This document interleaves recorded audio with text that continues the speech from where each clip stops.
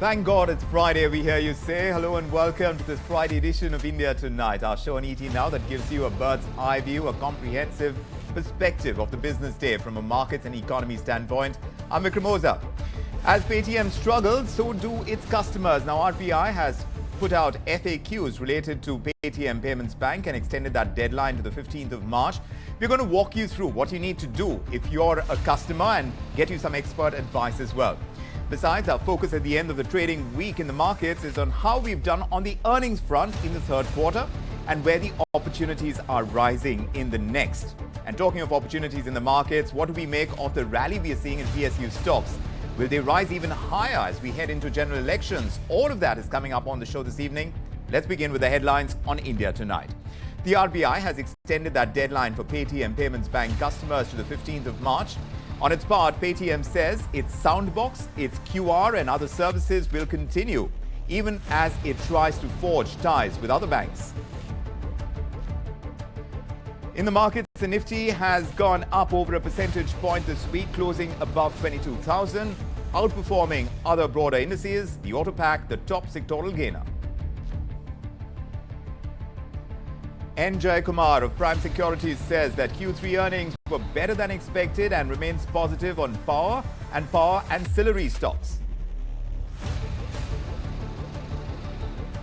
SpiceJet's chairman and managing director Ajay Singh submits a joint bid with Busy Bee Airways to take over Go First. If successful, SpiceJet would play the role of an operating partner. The Congress says that the Income Tax Department has frozen its bank accounts, get some relief from the Income Tax Appellate Tribunal. This move comes a day after the Supreme Court scraps the central government's electoral bond scheme.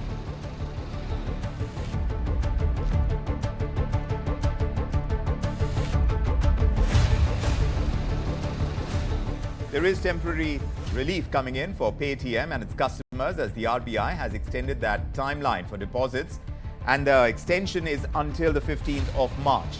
So they have until the 15th of March now to make alternative arrangements. But with all this back and forth going on with Paytm Payments Bank, users may be concerned about what happens to their accounts and their money. My colleague Ankur Mishra is joining us to explain all we need to know and answer those FAQs that you may have. Ankur, over to you. The important day to note about Paytm is 15th of March, whereby Reserve Bank of India has clearly mentioned that the deadline on restrictions has been increased to 15th of March from February 29. Apart from that, from 2022 onwards, there has been restriction on Paytm Payments Bank for onboarding of new customers. Now, the important question which has been often asked by many stakeholders is what happens to FASTag? Now, here, Reserve Bank of India has clearly said that you cannot recharge balance to FASTag account after 15th of March. In fact, you need to procure a new FASTag issued by another bank after 15th of March. So that needs to be noted, and also there cannot be any transfer to other bank from FASTag where Paytm Payments Bank is linked. Apart from that, one more question which often comes is what happens to the wallet which has been issued by Paytm Payments Bank. Here, one of the pertinent question is, can I continue to use money from wallet after 15th of March?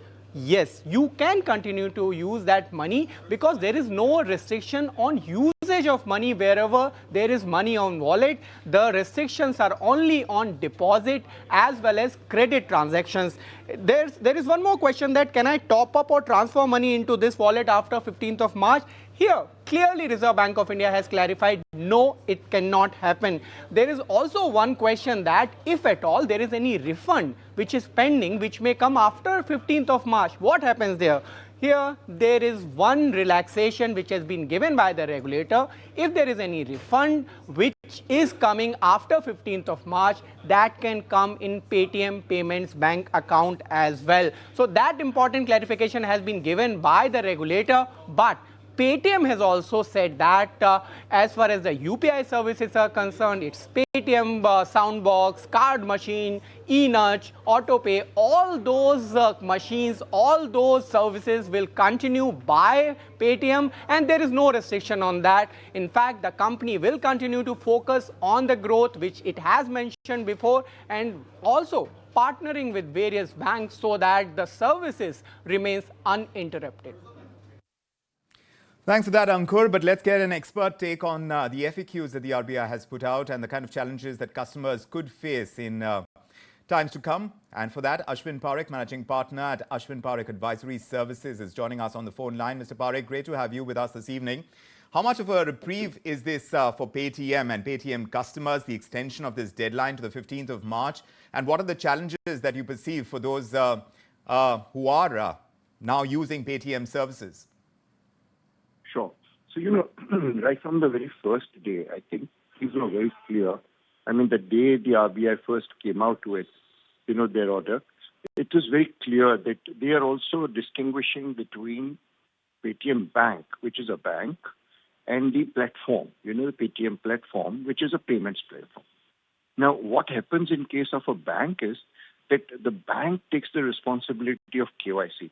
So when we talk about Paytm as a platform, not as a bank, not as a Paytm Payments Bank, but if we're talking about the platform, then we are talking about the KYC owners being on the banks which, the customers use the platform. So once again, the whole issue is emanating from KYC and a non-compliance in regard KYC at the bank, that is at the Paytm Payments Bank. The FAQs, yes. Yes, no, absolutely. That point is well taken. Also, we understand that Paytm is now going to partner with Axis Bank. They are looking at forging new alliances within the banking system in India. How do you see that panning out? Well, actually, you see what, my own take on this subject is that there is absolutely no need for Paytm to partner with anybody because let's put it this way, it's a platform. All the banks can use that platform, as far as the customers of, let's say, that particular bank, wants to use, that particular platform. It would be sort of unadvisable on the part of Paytm itself to work only with one bank, because let's say, we have to accept the fact that all the Paytm Bank customers at this point in time have a choice. They can only withdraw from the balances that they have in the Paytm Bank till 15th of March. During that time, they can move their accounts, their bank accounts, to the other banks, basically. So why would a customer be forced to go only to a particular bank which Paytm as a platform has entered into an arrangement? I'm not seeing too clearly, the objective of doing that. I don't think the regulator is also keen. So in the FAQs, the regulator is very clearly mentioning that in case of FASTag or in case of balances to be used, yes, all the account holders can move their accounts to other banks, basically. Right. So since you're differentiating between the platform and the payments bank, Mr. Parekh, what do you see as the future of the company in light of this current crisis now? So as far as the bank is concerned, beyond 15th of March, it will only exist as long as the last amount of withdrawal from out of their current account is, from the saving or current account, happens. Then, of course, then it winds up. Then there's nothing else that entity can do because as an entity, as a bank, it cannot continue. Once the last refund and the last sort of withdrawal from the last customer, the customers very clearly in the FAQ as well as right from the very beginning, they cannot now deposit anything into those accounts. So, they will also make it a point that they'll take it to the other banks. And then if they want to take the balances away at this point in time, they have the option of doing that as well, basically. Yes. They can withdraw their entire amount from the wallet, yes, and then they can take it to a new bank. That's right. I would certainly say, therefore, that to now speculate, which particular bank would really be able to work out a deal with Paytm, Paytm Bank, not the Paytm platform. Right.